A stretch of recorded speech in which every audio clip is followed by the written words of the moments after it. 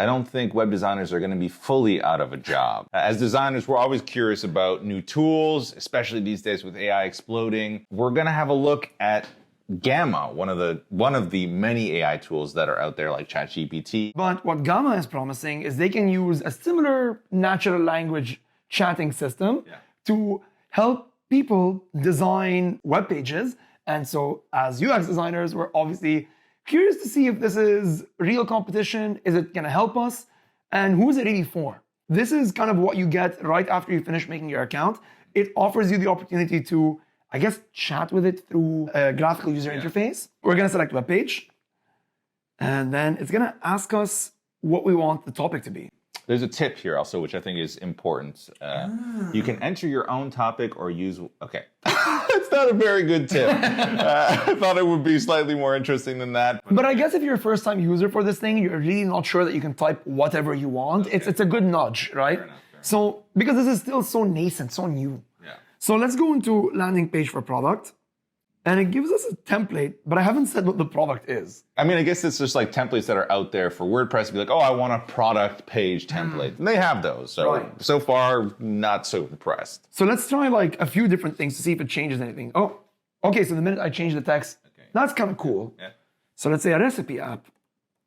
It would potentially be nice to compare different ones, though, to have that kind of history preserved like it does on ChatGPT currently. True.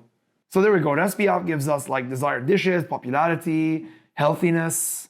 Let's try like a running app. Yeah. Okay. I mean, it's very cool that it switches between the different things. They're more meaningful. But the question that I would have is, yes, this outline is a good suggestion, but when I'm working with someone new, like a new client, my questions are always, what's your target market? Who's your intended audience? Are you saying that the only question you don't ask, what is your webpage going to be about? And then you just start? It's kind of weird, right? Because it's making this thing that like, oh, just tell me what your business is and I'm going to give you the right answer. Yeah. Which is not really what a designer, at least not a good one, does. Totally. I think you made the point earlier when we were talking about this prior to recording that people trust technology, right? And especially AI, when you ask it a question, it gives you such confident responses. You're like, oh yeah, this must be correct. This is for sure the way to do it. But if you, actually, can you try one thing? If you type running app again and just click enter, do we get different results? Oh my God. So there are different results each time that you type in the running. Yeah, so it's inferring something different each time based on literally no change in prompt. Which is weird. Which is problematic even. Totally. It means it's an unpredictable tool. It means it's obscure. And we haven't even gotten into the interface yet. Let's jump into that now. Using this latest template. So from a UX perspective, what we're looking at right now is actually quite interesting because it needs to load this computationally intense thing. But instead of just making us wait there, it's asking us to pick a theme from a branding perspective, I guess. Yeah, I mean, I love this. I feel like they took this from actual video game designs. So when loading screens could be more interactive, you could kind of maybe spin around an object or kind of do something impactful while the loading screen is happening. And I think that's a cool thing to take. So we're going to click on continue. Yeah. Another funny thing about AI tools is there's a lot of waiting. There's a lot of waiting. And there's a lot of loading screens. You're in queue. You're literally waiting in line, online. And it feels like the loading in general feels like it feels very kind of dial-up internet-y to me. So here we have our super custom running app website based on make me a running app website. I mean, that's crazy. That is pretty freaking cool. Yeah, we can see here that it has all the tropes of a typical fitness running app, right? The planning, connecting with friends, tracking progress, tracking health. But there are some questionable decisions right off the bat. Yeah. For example, did we say this app was social? No. Did we say that it has tracking your health outside of running? Like it's showing me food here. Okay, yeah. There's workout plans also. Workout plans. Nothing to do with running. Not at all.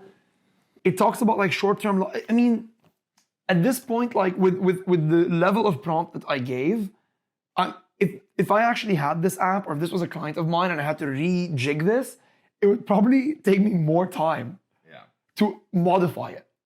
I think that's a real problem because the prompt was so basic. Like, who would ever ask such a basic question?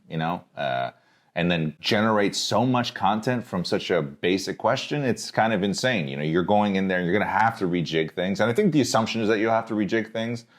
But I feel like if you front loaded with more information, you would get a better experience. That's true. And there was no reason for that. I feel like this company was focused on let's show how fast. One thing, I'll make you a website. But that's not the value of a designer. Totally. Right?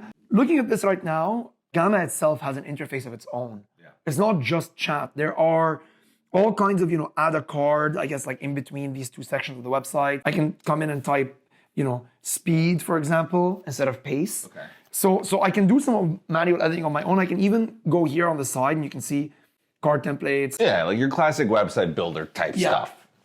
Webflow, Squarespace, what have you. But there's also this little astronaut guy. Edit with AI. Very cool. Astronaut. Yeah, it's interesting to see how different AI companies use different icons. You have an astronaut, you have a magic wand. I feel like I've seen a few others There's as well. dice in some cases. Dice is a weird one. The expectation is that I click on a section like this one.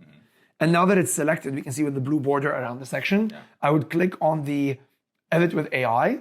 And what it'll do is, you see, it's kind of nice. It grays everything else out. So as an AI interface, I think this is pretty interesting. But then it opens up a chat and it gives me some suggestions for what I can do. Like split this into columns, although it's already in columns. Give me a more exciting way to say this, right? Let's see what that does. Okay. And so here it's like blending copywriting and UX, and UX design at this point. So it's kind of doing multiple jobs, I guess. Rev up your run. But you know what I do like? I'm not going to comment on the quality of the text just yet. I love this. Original and suggested. Yeah.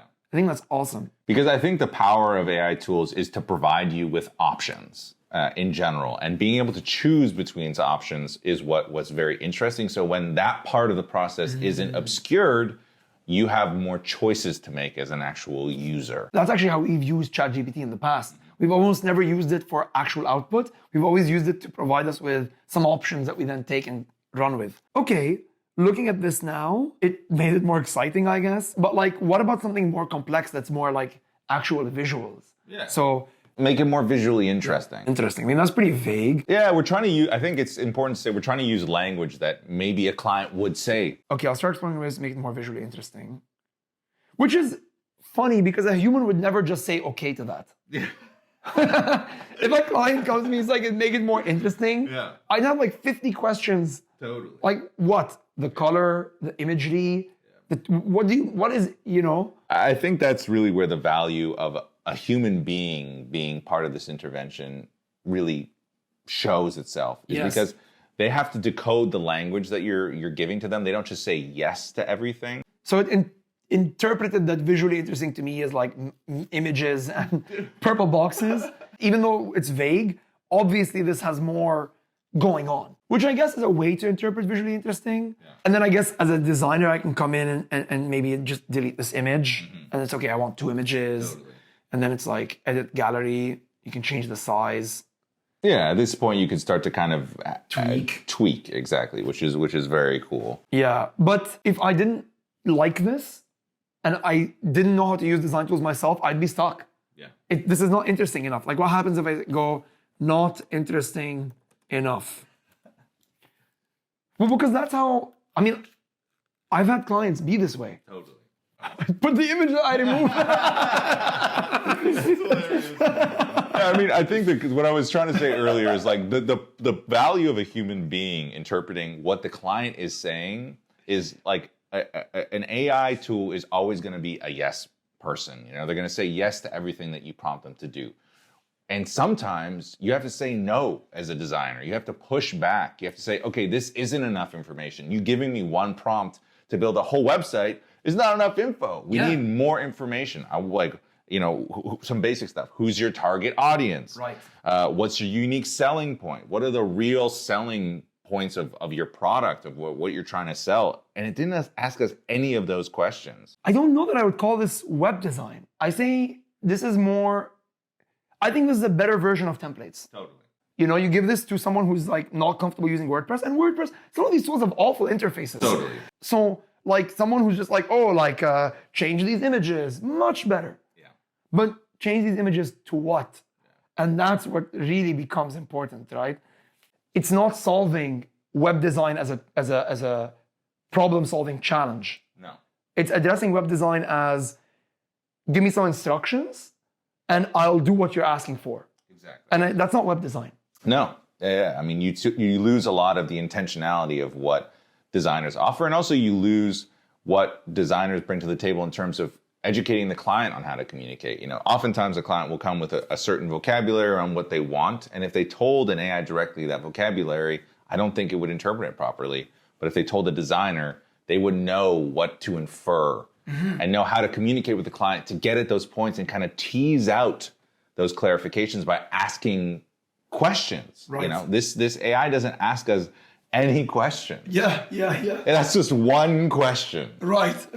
Yeah, I mean, I think fundamentally what we see with this tool is like you can create a web page very quickly with a lot of content. It's probably better than a template, but you're always going to need someone to come in and either manage the AI in a more meaningful way, like you were trying to do but didn't manage to, or maybe the client will have the first pass and then you'll have the designer go in and do some tweaking. You know, maybe they can adjust the code from there, and this can just kind of get you most of the way there.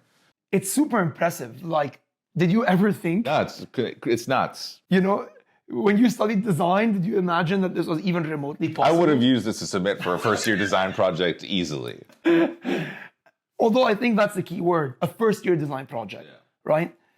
Ultimately, the process of designing a solution is rooted in understanding context and coming up with the relevant answer to the problem that we are looking at. This is just a yes man. I give it an instruction, it builds what I'm asking it for, but that's not enough. And so for now, if you don't know how to design a good website, this tool won't help you. It's just a really good template modifier. Totally. And with that, if you guys thought this was really interesting, leave a like and subscribe to our channel. And let us know in the comments if you'd like to see more tools like this. And if you've tried Gamma or anything like it, how did you feel about that experience? That's it for today. We'll see you in the next episode. Take it easy.